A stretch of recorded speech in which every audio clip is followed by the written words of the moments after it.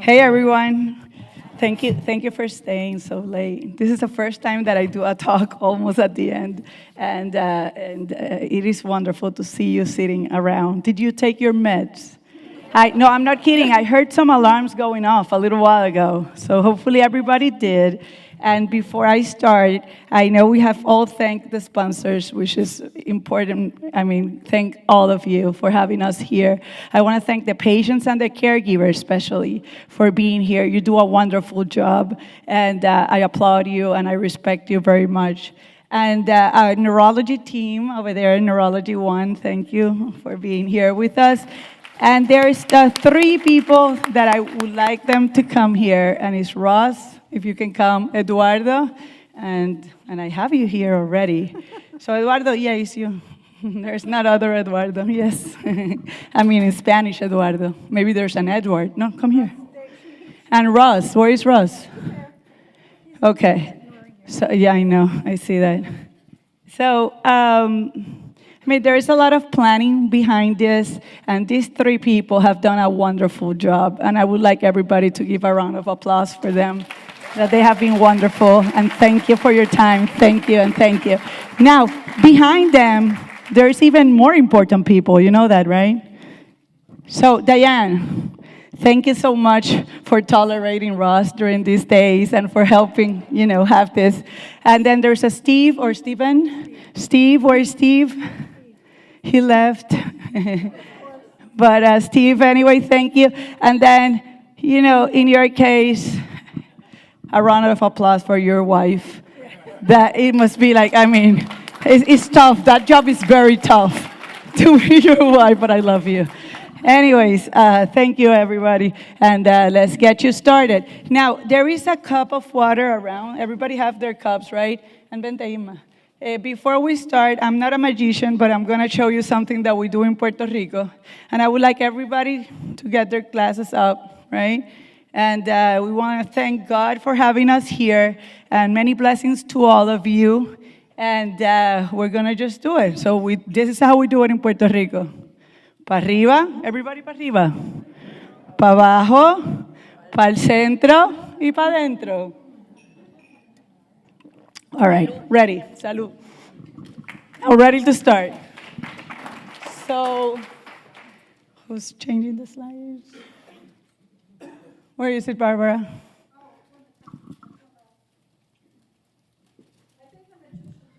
Yeah, probably this one. Okay, and now why communication is key? We're humans, that's what is key. We need to communicate between each other, right? And it is so important, and obviously an effective communication starts by how do we use our senses, right? And so it's so important to be able to hear well, it's important to see well, and use all our senses, even smelling, right? And if you see all these senses, become affected as we grow older. And in Parkinson especially, the sense of smell becomes affected even many years before the condition. So you understand how important it is for you to prepare for an appointment when you're going to go to your doctor ahead of time, and be prepared by writing things down, by having a system before you go to your doctor so you can maximize the amount of time that you are with the physician. I think that each one of you deserve all the time in the world, but the reality is that we don't have that time. We need to see patients back to back. And in general, for a new patient, we spend around 1 hour, a little bit more than an hour. For a follow-up, it could be half an hour. And you guys know how complicated Parkinson's is. So to try to solve everything in one appointment in 1 hour or half an hour is impossible. You would need Jim as the magician, but not us, right? So for us, the mortals, we need to see how we do this. And I think this talk is very important because it's going to help us from my standpoint as a physician, what I think that helps me to help you, all right? So coming to the first appointment with a list of 20 questions is not going to make it. So you can write it down, yes, but you have to prioritize, right? What are the most important things that you want to take from the first appointment? I think the first appointment should be with your doctor to meet your doctor. to see what kind of person is that doctor. Where is that doctor from? It's not only about just sitting down and I shake and I am slow, but get to know them as human beings. It's very important because you're putting your life in that hand. So you need to know about them. So in my case, and Rodriguez does the same, we start our conversation usually by just saying, what is your name? Diane, for example, where are you from? What do you used to do for a living? Or what do you do for a living? What do you like? Who's your family? What exposures have you had? And all these kinds of questions that will start the relationship. And that's how you know. It's like dating someone, right? And you need, I always believe, and I still, in monogamy. But however, I have a lot of spouses because everybody that comes to my clinic becomes my partner forever, right? And I hold hands until the end, right? So what I'm saying is when you pick up or when you choose your doctor, it's very important that you do your due diligence. And it's important, yes, to get a good neurologist. If there's a movement disorder specialist, even better. But not only that, getting to know that person, and that communication has to be there. So that's in general why I think communication is important. And you have to choose your team because Parkinson's is a very complicated condition, and as Dr. Rodriguez already mentioned, there are symptoms that we do see and there are symptoms that we don't see. So the symptoms that we do see are the slowness of movement, right? The tremor, the balance problems, the gait problems. But there's a lot going on inside each one of you that we don't see. Memory problems, hallucinations, anxiety, depression, sleep problems, problems with the vision, with the smell, with drooling, low tone of voice, with the swallowing, constipation, erectile dysfunction, pain. So how many things, right, that we don't see? So we need a team. The neurologist is just one of them. It's a very important part.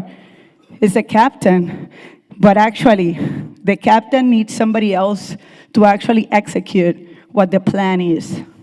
So, the support that you get at home from your spouse, from your children, from your neighbors is very important. And if there is someone that do not support you the way that you want, you can continue to talk to them, but they're not part of your team. So you can choose that, actually.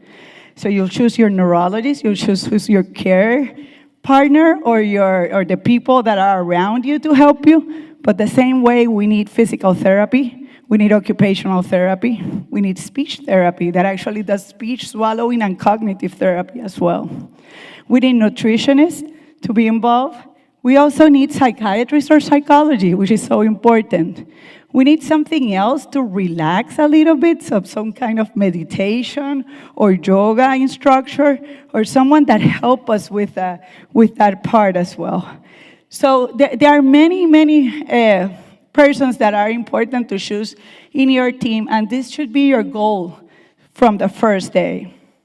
Now you have your team, and you're ready to go to your appointment.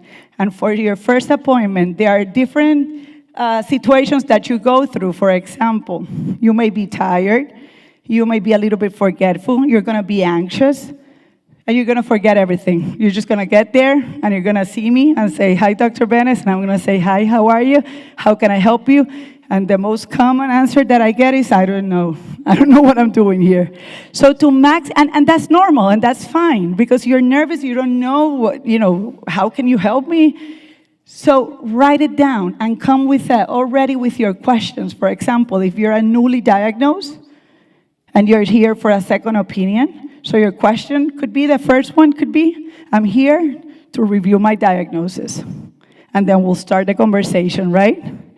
Then if you're coming for the first time, well, what is your concern? Tremors, or I'm falling. So write it down, and that way you can show it to me. And I think we're going to start the conversation in a very nice way. You're not going to forget, and I'm not going to forget either to address the problem. Now, if you bring a list of too many things, we're going to choose between us, if not. And there are two things that have priority in all the patients, and are falls and swallowing problems. Those two things increase the mortality in Parkinson's. Nobody dies of a tremor, but people die if they fall and hit their head or if the foot goes to the wrong pipe. So if you don't tell me anything else, we're going to talk about those two things the first day. And we're going to continue to ask the same question over and over. Okay, what did I write there? Make a list of symptoms. We spoke about that. Track the change. Okay, so in a follow-up appointment, things that you should write down is, for example, and bring it to me during that appointment, would be, how are your symptoms since the last visit? Are your symptoms getting better, the motor symptoms and the non-motor symptoms? Are those symptoms fluctuating? Are you wearing off before the next dose of medicine? Are you having side effects of the medications? So writing those things are going to be very helpful.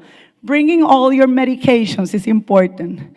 So we get side effects of medication and drug-to-drug interactions that can cause memory problems, but actually can cause worsening of the Parkinson symptoms as well.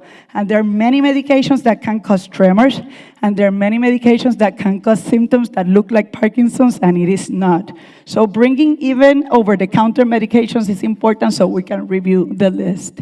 And involving somebody else that comes with you that help us. So part of the team, right? So you have the captain, you have yourself, and obviously somebody else that could be your spouse or your significant other. They're going to help us not to forget things that are important. Bring a notebook. Write things down during the interview. Some of the doctors will actually allow you to record. Some other would not, but I think it's a good thing, a good option to have, so then you can go home and listen to what happened during that conversation. If not, you can ask for a written information at the end of the visit, so that way you can discuss what happened. You have to be honest and clear when you are with your doctor. So that relationship has to be very good in order for you to feel comfortable to sit down and tell the doctor how you feel. Be honest. Do not do not make stories about like you're taking your medicine and you're not, or things of that sort, because the change in plan is going to happen based on what you say most of the time. Now, the other thing, before your appointment, try to see if you can schedule your meds in a way that you will take your meds like an hour before you see the doctor. So that way the doctor can see how you are on the medication state, and if there's any changes that are needed, it's going to be a little bit easy to see when you have the medication on board. Try to use, as I said, for effective communication, you have to hear well and you have to see well. So try to use your hearing aids, bring them to your appointments, your glasses as well, so the interview can happen and the appointment can happen in an effective way. Now, asking the right questions, I think this is very personal. All the questions are good questions, but I mentioned a few of them already about wearing off of the medication, the motor symptoms, the non-motor symptoms, probability, for example, prognosis, where are we at in the condition, new treatments that are being available down the road, clinical trials, etc. Write those down so we can discuss. And actually, most of us, the doctors, have patient portals that you can send those, like Diane does. Ross does a great work about sending me 1 million questions before the appointment. But that's a good way to know ahead of time what are the concerns so we can actually maximize that appointment. Following the appointment, make sure that you get your follow-up appointment. Write it down, ask them to send that via text message or email so you can keep a copy of that. And then from now on, you start again, like keeping a journal of your symptoms so we can discuss during the next visit. Now, what are the barriers that can happen for effective communication? And I see that a lot in our clinic, especially with Hispanics. They don't feel comfortable going to somebody that speaks another language because they don't understand what they're trying to say. I have seen, and it actually even happened to me. Sometimes I'm here talking to you, and I'm listening to myself, and I'm like, I didn't want to say that.